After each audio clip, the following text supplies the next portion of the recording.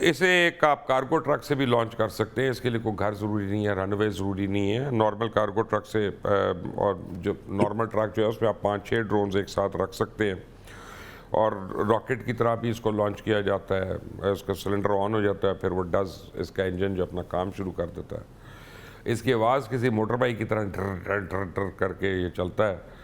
آپ لوگ اس کا وہ سیکنڈ ورلڈ وار میں جو جرمن پلینس تھے نا, ان کی آوازوں سے اس کا موازنہ کرتے ہیں, اور یہی اس کا ایک نفسیاتی خوف جو ہے وہ ارد گرد پیدا کرتا ہے.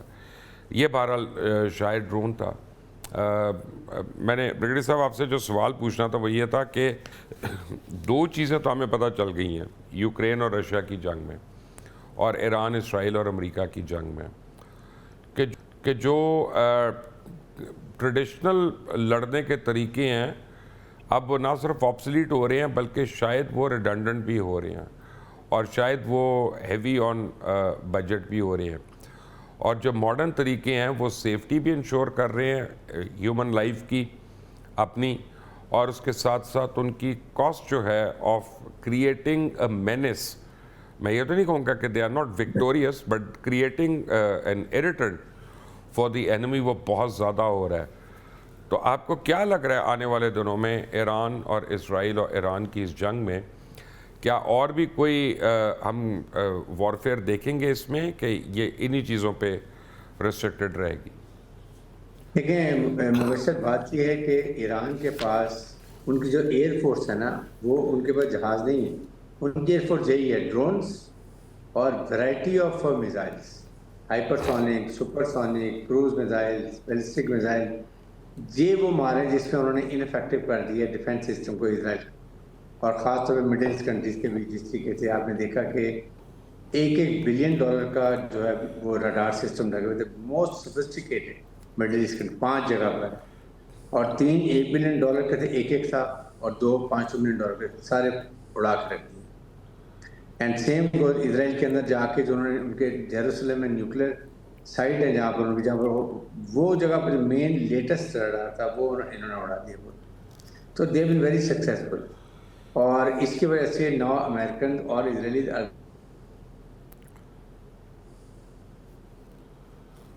آپ کی آواز چلی گئی ہے, آپ فریز ہو گئے. ان کے 2 فیول ٹینک جو ٹینکرز تھے, جہاز وہ بھی آپ جو ٹکرا گئے, وہ بھی ان کے گر گئے. دے ایکسپٹ کہ 4 پائلٹس بھی مارے گئے ہیں, اور اس کے ساتھ انہوں نے پورا زور لگا لیا. بٹ انہوں نے ایکچولی ایران کو پتا تھا کہ ہمارے ساتھ ایک دن لڑائی انہوں نے کرنی ہے, اسرائیل نے اور امریکہ. انہوں نے سب ایک ہزاروں کی تعداد میں یہ ڈرونز اور ویرائٹی آف میزائل تیار کر رکھے, ڈفرینٹ رینج کے, ڈفرینٹ کیپیسٹی کے, ڈفرینٹ وارٹس کے ساتھ, اور وہ انہوں نے ان کے انفیکٹو سسٹم. اور اسرائیل کا بہت نقصان ہوا ہے.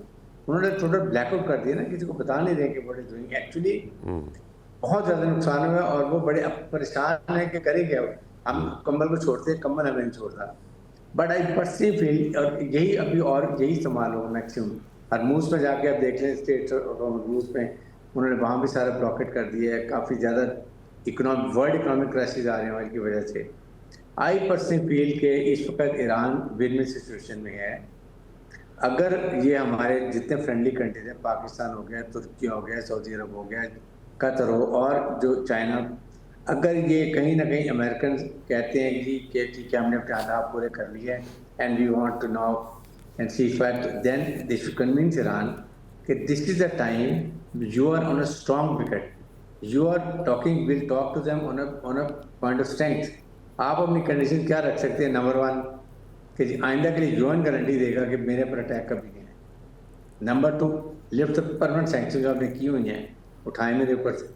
نمبر 3 آپ بے شک آئیے یہ کہ لوگ بھیجیں, اپنی ٹیم بھیجیں. بریگیڈیئر صاحب UN کی کیا حیثیت رہے گی, یہ مجھے بتائیں, اپنا کیا حیثیت ہے؟ ان کی تو تنخواہیں نہیں آئیں 4 مہینے سے. آئی انڈرسٹینڈ, لیکن اس کے ساتھ آپ جس کی بھی گارنٹی چاہیے, یورپین یونین کی لے لیں, کسی کی گارنٹی لے لیں, وہ گارنٹی دینی کہ آئندہ اس پر وہ یورپین یونین جو گرین لینڈ کے اوپر حملے سے نہ نہیں کر سکتا, منت ہی کر رہا ہے. لیکن ناراضگی بھی کی اور انہوں نے سپورٹ بھی نہیں کیا امریکہ کو. جو یہ UK نے کوئی ان کا جہاز نہیں دیا, صرف اپنے ایک بیس کیا نا, دیٹس اینڈ آف اٹ. اسی طرح ایک ٹوکن طور پہ انہوں نے دے دیا, فرانس نے اپنا وہ ایک کیریکرافٹ بھیج دیا, اینڈ دیٹس آل. بٹ اندر سے وہ ناراض ہیں ٹرمپ سے بہت زیادہ، جس کی وجہ سے ان کو بڑی خفت اٹھانی پڑی ہے. سو اپنی مرضی کی کنڈیشن لے کے اگر آپ سیز فائر کروا لیں، دیکھیں پھر بھی وہ ایک سپر پاور ہے، دے کین، اور ان کو کوئی نہیں پرواہ کہ کتنے اسرائیلی خدا نہ خاصہ مرتے ہیں، کتنے شہید ہوتے ہیں، دے کین ریکا اور نقصان کر سکتے ہیں. تو وائی ناٹ، جہاں آپ بہتر ہمیشہ آپ اینڈ واٹ جو ہوتی ہے ایگزٹ اسٹریٹجی وہ یہی ہوتی ہے، آپ نے کس ٹرمز کے اوپر لڑائی ختم کرنی، and this is right time for Iran to and exit. اگر اس پہ امریکنس کہیں سے کنونس کیا جائے وہ اس سائڈ سے آئیں تو یہ they should accept it، تاکہ یہاں وار کو روکنا چاہیے. آنیسٹلی آئی تھی ورلڈ اکانومی کے لیے بھی، ایران کے لیے بھی، ایران کے لیکن عوام ایک کے لیے. پرابلم ہے وہاں پہ. میں آتا ہوں ثقلین صاحب سے، وہ بات کر لیتا ہوں. ثقلین صاحب، بڑی معذرت کے ساتھ، ادب کے ساتھ، مجھے پتہ ہے آپ بی بی سی سے کافی عرصہ پہلے ریٹائر ہو چکے ہیں، لیکن آپ نے زندگی کا ایک بہت حصہ لگایا وہاں پہ. اور پچھلے 2-3 دن سے جو میں فاکس نیوز کو دیکھ رہا ہوں اور CNN کو دیکھ رہا ہوں، میں کہتا ہوں تف ایسی جرنلزم پہ، جتنی جھوٹی یہ جرنلزم کر رہے ہیں اور جتنی فیک نیریٹو بلڈنگ کرنے کی کوشش کر رہے ہیں. اور یہ جو سکائی نیوز پہ جیسے وہ یلدا حکیم جیسی اپنا ٹاؤٹ اور پیڈ لوگ جو ہیں رکھے ہوئے ہیں، اگر یہ لوگ جرنلسٹ ہیں، آئی سویئر میں جرنلسٹ بننا ہی نہیں چاہتا. یعنی حالت یہ ہے کہ آج میں CNN کا ایک پروگرام دیکھ رہا تھا، کل یا پرسوں کا تھا، کہ ایک اسرائیلی اینالسٹ کو بلایا ہوا ہے اور اس سے ایران کے اوپر انالیسس لے رہے ہیں کہ وہ ایران کی اسٹرینتھس اور ویکنیسز بتائے. اور وہ بتا رہی ہے کس طرح لوگ تنگ ہیں وہاں پہ رجیم سے اور کتنے لاکھ لوگ انہوں نے جینوسائڈ سے. یعنی ایک حد ہوتی ہے Saqlain sahab, it's an insult to our intelligence. یہ ان کو کوئی پوچھنے والا نہیں ہے میڈیا کو وہاں پہ. دیکھیے، میڈیا ایک انڈسٹری ہے. ہمیں اگر ہم جرنلزم کو سمجھتے ہیں تو جرنلزم بیسیکلی ایک فرد کی ایک انیشیٹو کا نام ہے، یہ انڈسٹری کا نام نہیں ہے. انڈسٹری میں آپ جب انویسٹمنٹ کرتے ہیں، فرض کیے 1 کروڑ روپے 2 کروڑ روپے، خیر پاکستان میں تو چینلز پہ 1 ارب روپے سے بھی زیادہ خرچ ہو رہا ہے. تو جب آپ اس پہ اتنا پیسہ خرچ کرتے ہیں تو آپ پھر چاہتے ہیں کہ اس سے منافع بھی آپ کو ملے. تو یہ انڈسٹری ہمیشہ اسی طرح بیہیو کرتی ہے، انویسٹمنٹ اینڈ پروفٹ کے اس بائنری کے اندر چلتی ہے. تو لہٰذا جو بزنس کر رہا ہے اس سے سچ، حق وغیرہ کی بات تو آپ بھول جائیں، کہ اس سے پروفٹ بنانا ہے، اس سے سچ نہیں پھیلانا. انڈیویجولز ہوتے ہیں اور اس میں ہر جرنلسٹ کا ایک اپنا کیریکٹر ہوتا ہے. کچھ ہمیں آبجیکٹیو سٹینڈرڈز ہیں ہمارے کہ جرنلزم یہ ہوتی ہے، امپارشل ہونی چاہیے، فیئر. میں آپ کو ثقلین صاحب آپ کو 2 ایگزامپلس دے دیتا ہوں. پرسوں میں نے فوٹیج دیکھی، فاکس نیوز دکھا رہا ہے، نام لگا ہوا ہے، پوری نیم پلیٹ لگی ہوئی ہے کہ یہ گاندھی ہاسپٹل ہے، اس کی بلڈنگ کو اڑا کے وہ کہہ رہے ہیں کہ یہ ہم نے ٹیررسٹ کی ہائی ڈیوٹ کو اڑا دیا. ہاسپٹل کو تم نے اڑایا بے شرمو.